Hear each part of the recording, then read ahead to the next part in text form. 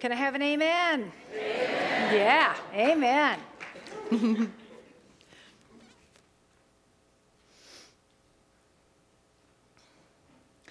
This year, 2013, our theme is living the empowered life. And every month we are focusing on a different divine quality that helps you live the empowered life. The empowered life is all about accepting, knowing, and claiming and living from the power of the Christ in you. So this month of March, as we lead up to Easter, we're focusing on the quality of courage. Of courage. And we have an affirmation that goes along with this quality of courage, and it's on the screens behind me. Let's speak this affirmation together. The affirmation is, I boldly face challenge and uncertainty. Together, I boldly face challenge and uncertainty. That's right, I boldly face challenge and uncertainty. Now, you can't really have a discussion about courage without also taking some time to discuss fear. Because fear is what seems to get in the way of our expressing our courageous selves. And Mark Nepo has written a book about courage. It's called Facing the Lion, Being the Lion, Finding Inner Courage Where It Lives. And in this book, Nepo talks about a time when he was just about a year old, just barely a year old. And his family and he went over to some neighbors for dinner, and they put little baby Mark out on the floor to play, and he was doing that. And there was a Dalmatian dog there. And somebody thought how cute it would be to take the little baby and put him on the Dalmatian and watch him go around. You know, it would be kind of like playing cowboy on a little spotted pony. So everybody was oohing and eyeing, thinking how cute that was, until there was someone at the doorbell. A delivery person came, rang the doorbell, and the doorbell startled the dog.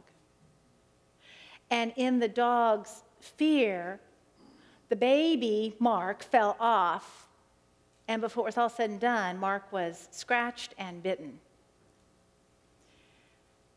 So what happened to Mark is that from the earliest memory that he has no memory of this, but from his earliest memory, he was afraid of dogs. I mean, you can imagine such an experience. And it was a pretty profound fear. A fear such that if he was walking down the street and saw a dog, he would cross to the other side of the street. He became very adept at changing his path at a moment's notice because dogs were everywhere. Even one time he was so frightened of a German shepherd that the German shepherd chased him up onto a street pole. He climbed, he shimmied up the street pole and stayed there while the dog barked and nipped at his heels. The interesting thing was that people passed by and laughed at him. Nobody bothered to help. And his father's advice was, well, maybe this will sound familiar. His father's advice was not to show his fear. He said, once they know you're afraid, you're done for. Once they know you're afraid, you're done for. Now, have any of you ever heard that message about your fears? That you need to hide them, that you need to stuff them in a way that nobody else can see or know, that you need to pretend that they're not there. Most of us are embarrassed about our fears. We think we're not supposed to have fears. It's a sign of weakness. Especially here in Unity, where everything's always so positive. We're not supposed to have any fears. We're just supposed to pray them away, and they'll be gone, right? But there's another way. You see, noticing your fears is actually very important. Noticing your fears and actually coming to embrace them as a part of who you are is important. But I, like many of you, also grew up with that message that fears were to be hidden. When I was a little girl, about 5 or 6, we had one of those gas fireplaces. And when my father would ignite the fire, you know, the flames would just leap up instantly, very quickly. And it scared me It scared me, and I didn't really like being in my living room whenever the fireplace was on because I didn't understand how that fireplace worked. And my father, who was a very rationally minded individual, thought that if he could just show me how the fireplace worked, it would take away my fear. So he insisted that I come up close to the fireplace, and then he turned it up full. Well, when he turned it up full, the flames got huge and crackled and hissed, and it just scared me more, and I started to cry. And I felt also at the same time a sense of shame that I was afraid of the fire because clearly he wasn't afraid of it. And clearly he didn't expect me to be afraid of it. And I felt that he believed it was silly. And so that was just one of those fears that I stuffed. So I think most of us have encountered a fear at some point in time where we knew it didn't make sense to have it, and yet we had it, right? It doesn't make any sense at all that if you're standing on the edge of the Grand Canyon, you think you're going to get pulled in. But some of us feel that way. I mean, I know when I stood at the edge of the Grand Canyon that no force was going to make me jump in.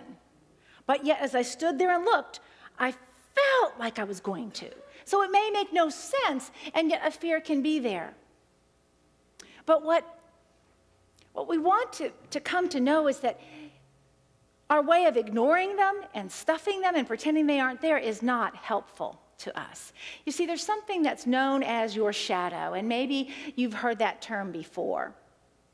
There is this, on the one hand, there is this confident persona that we put forth to the rest of the world. This is what we want people to see. But then there's this shadow part of ourselves in which we stuff our fears and our anxieties and the pieces of ourselves that we haven't quite embraced yet. I mean, I'm standing up here in all these bright lights. I got shadows everywhere. There's shadow there and here and there, all over the place. And we've all got a shadow self into which we hide things. And we hide them there, perhaps consciously at some point, but then it becomes unconscious and we forget that it's even there. But as long as our fears and whatever else are hidden in that shadow part behind us, then that's an unclaimed part of who we are. And as long as it's unclaimed, we're not embracing it as part of our whole self. In the Gospel of Thomas, and the Gospel of Thomas is part of the Gnostic Gospels, and it is a whole set of Jesus' sayings. And Jesus says this, he says, if you bring out what is inside you will save you. If you fail to bring out what is inside you will destroy you. And I'm going to say that again, and I want you to think in terms of this shadow that we all have, where we've stuffed and hidden our fears, our shame, our guilt, whatever it is, the parts of us that we don't think are acceptable to show the rest of the world. Let me read these words again. If you bring out what is inside you will save you. If you fail to bring out what is inside you will destroy you. Those are strong words. So when we're talking about our fear, we have a choice as to how we deal with it. We can pretend it's not there, or we can bring it out into the light. Debbie Ford, who was the author of The Dark Side of the Light Chasers, and more recently a book called Courage, Overcoming Fear and Igniting Self-Confidence. Debbie Ford says we need to embrace our fears. In other words, we need to let them come out into the light so that we can accept all parts of ourselves. What Debbie Ford says is, she says, when faced with our fears, which happens several times a day for most of us, we've learned to avoid, deny, or muscle through them.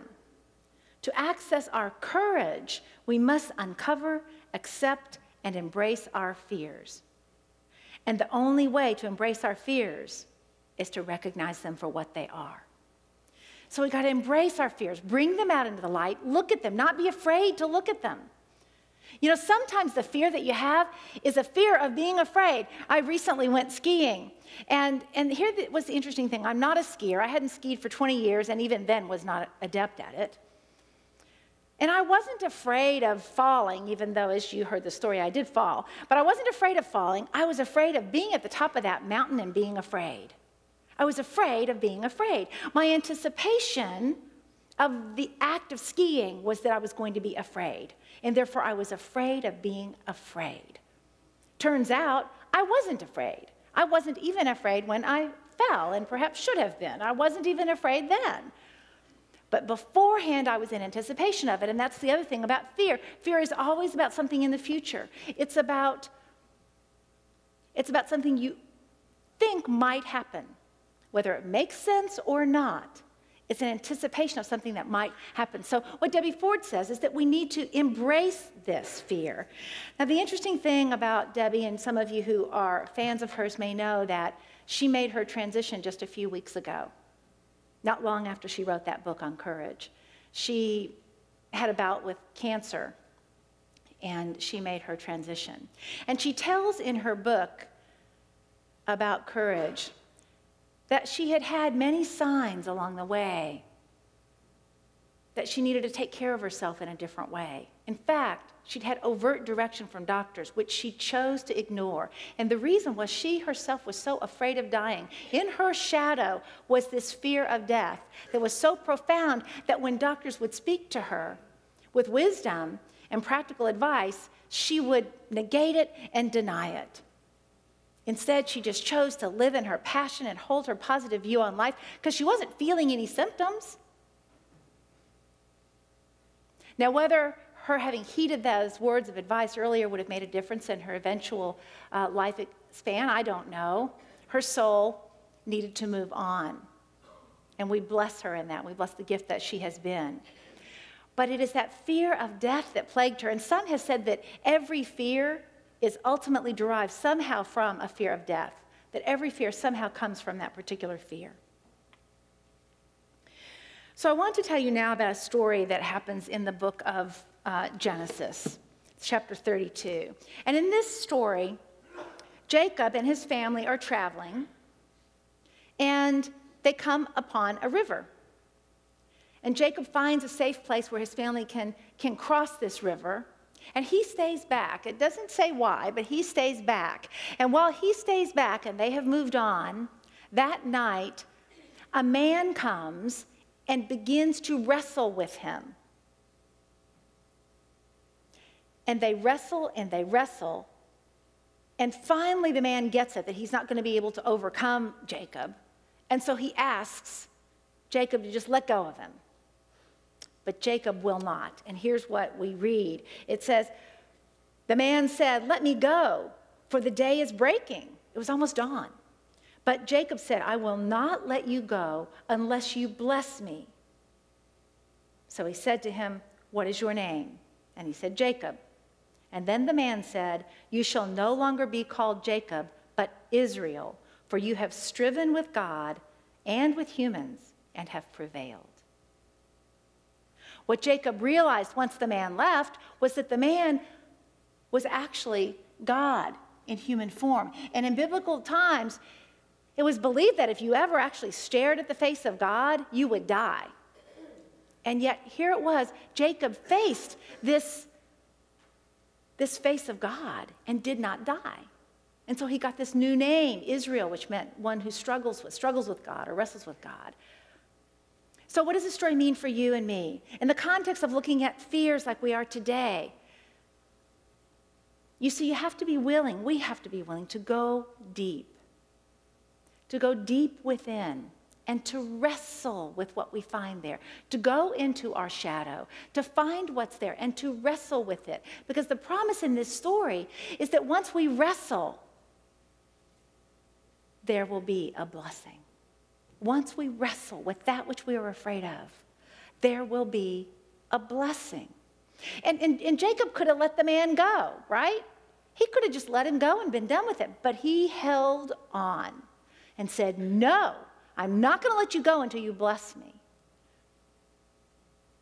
And that's how it is with this part of us, this shadow part of us that we want to pretend isn't there. When we dive into it, it's like diving into a deep river. We don't know how long we'll be there. We don't know what we'll find. As you begin to explore a fear that you might have and really explore it to bring it out into the light, you don't know how long that will take or what the process will be. But the promise in this story is that if you will stay with it, knowing that God is there in the midst of it, if you stay with it, you will find the light. Psychologists sometimes use a term called death layer. And death layer experience is when you reach a point in your personal soul work that you're doing, and you think if you go any deeper, you will die. I've been there. You think if you will go any deeper, you will die. But once you do go deeper, that's when the light comes. Because it's at that point that you can begin then to claim these parts of yourself that you didn't like from the beginning, that you thought there was something wrong with. You see, we think we're confident as we go in the world, but if there's parts of us that we're not claiming, then we're not presenting our whole self to the world. And we're not loving and embracing ourselves. So that's what Debbie Ford means when she says that you need to embrace your fears. Take them in as a part of who you are and come to accept them. And as you come to accept them, as you come to love the part of you that is afraid, they begin to lose their grip on you. Now, there's all kinds of fears you might have today. I don't know what yours are. Maybe fear of failing, maybe fear of success, maybe fear of commitment, maybe fear of abandonment, maybe fear that you won't be able to handle something. But I remind you of two things. All these fears are about something in the future. And secondly, God is with you in the midst of them. In the midst of them. And what I'm inviting you to do today is to be willing to go deep, to go past that death layer. It's the most courageous thing in the world to be willing to look at the parts of you that perhaps you've come to call unattractive, that you don't think are acceptable to show the world. Mark Nepo talks about this, and he says, this effort to face ourselves can rearrange who we are, to really face yourself. He goes on to say, in this moment, if we can hold to our darkest elements, in fact, embrace them, we might become whole. Nothing is harder than to enter our own depths and embrace the underside of our own nature. To say to our shadow self, as it flails in our arms, I will not let thee go except thou bless me. I will not let thee go except thou bless me. Our fears have a lot to tell us. They have a lot to tell us. They have a lot to tell you if you can only plumb the depths of them and learn from whence they came. Recently, well, it's been a while ago actually,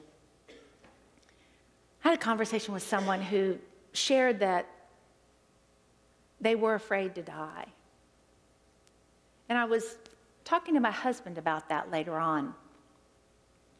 And I said to him, you know, I'm not afraid to die. I'm afraid to die without having done enough.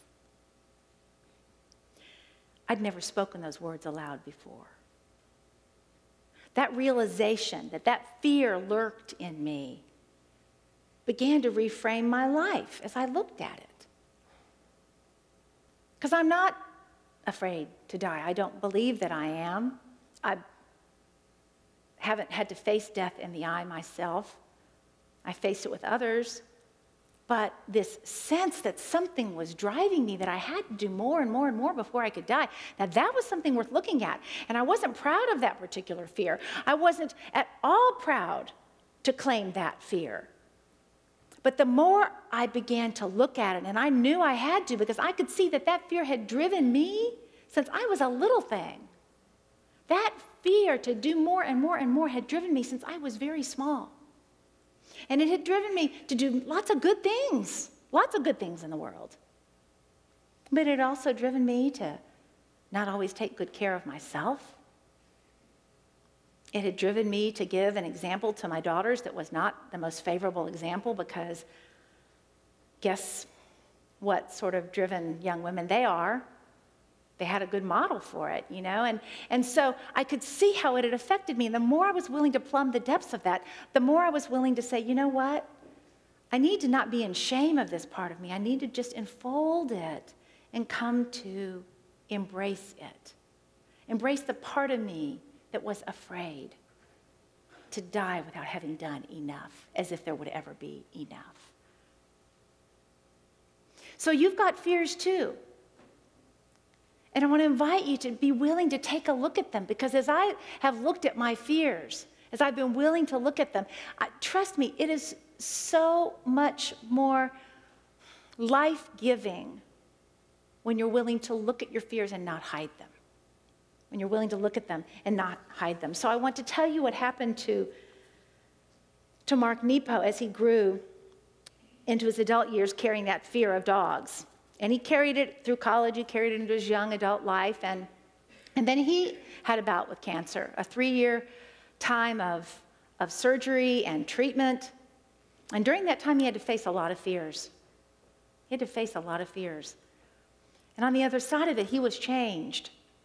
Now, his fear of dogs was not completely gone, but here's what he noticed about his fear of dogs. He noticed that it would sort of ebb and flow, depending upon how confident he felt, how centered and grounded he was. The fear would ebb and flow. So if he was really feeling confident and good about himself, centered, he could be in the room with a quiet dog and be just fine. But if he was not feeling confident and centered, he couldn't even be on the same street with the dog. He would cross the street. Now, have you ever noticed that about yourself? That fears kind of grow. They grow in the night, right? Like they did for Jacob. They grow in the nighttime when you can't really see clearly and you may not quite be grounded. They grow when your prayer life is a little bit out of sorts, right? When you haven't meditated for a while, fears and anxieties tend to grow when you're not feeling centered. That's the way it is for me. So he had observed that, and as he faced the ultimate fear of death and his disease, he came out of it a changed person. After his treatments were over, some of his friends took him to a place where there were 2 adult golden retrievers and a whole litter of little puppies. And the puppies came up to him. And one in particular, he bonded and connected with, and he took that puppy home. He took that puppy home, this man who'd been afraid of dogs all his life. And he said people would ask him, how did you overcome your fear of dogs? Because he then lived with Saba for 14 years until she finally made her transition. And his answer was, I learned to love it. How did he overcome his fears? He learned to love them. Now, I want to invite you for a moment to imagine that whatever it is you're fearing today is a little golden retriever puppy that just wants to climb in your lap. And that you can take it out and you can love this little puppy and see that it is lovable, this thing that you fear. To know that the aspect of you that is fearful of whatever it's fearful of, that aspect too is of God.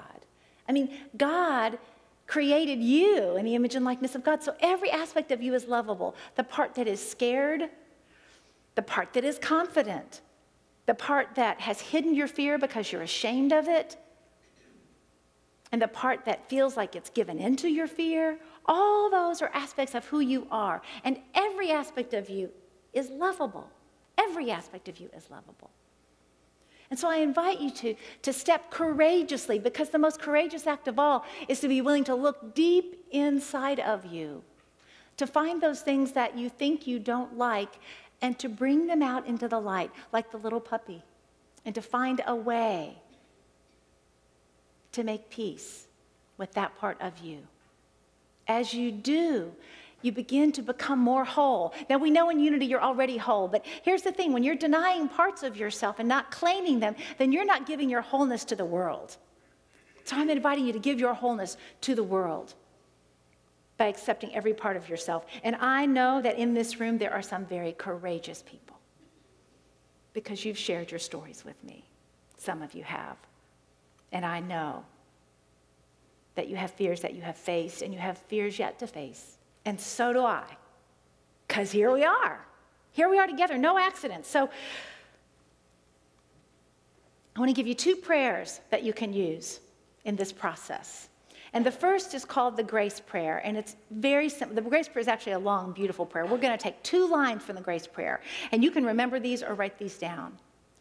And it goes like this. You're praying to God, and you say, reveal that which needs to be revealed, and heal that which needs to be healed. Reveal that which needs to be revealed, and heal that which needs to be healed. And what that means is you're praying that God will reveal to you whatever it is that you might be hiding from yourself. Whatever fear that might be there that you've forgotten is even there, but is still guiding you, like mine was, right? Reveal that which needs to be revealed, and it's a bold prayer. Reverend Bob was around when that prayer was crafted, and he knows how bold it is. When you pray that prayer, things will come into your awareness. And then the second part is, and heal that which needs to be healed, like Bukeka sang about earlier. Heal whatever it is, and you are trusting that God will do that because you are not separate from God. You are trusting that the power of God in you will heal that which needs to be healed. Reveal that which needs to be revealed and heal that which needs to be healed. And the other tool I want to give you today, and we'll talk more about it next week, is an affirmation that you can hold on to. Because sometimes when you are experiencing fear, what you need in that moment is a mantra. And so my favorite mantra when facing fear is, I am free of fear and filled with peace. I am free of fear and filled with peace. Will you say that with me? I am free of fear and filled with peace. And what you're filled with is the peace that comes from God. As Course in Miracles says, whenever you feel fear, it's a sign that you think you're in this alone, that you think it's your strength you have to depend on. But it's not you. It's the God within you. It's not, as Jesus said, it's not I, but the Father within that does the work. So when you say, I'm free of fear and filled with the peace of God, the peace of the Christ in you, that's a mantra you can take with you. So we're going to close our lesson with prayer right now.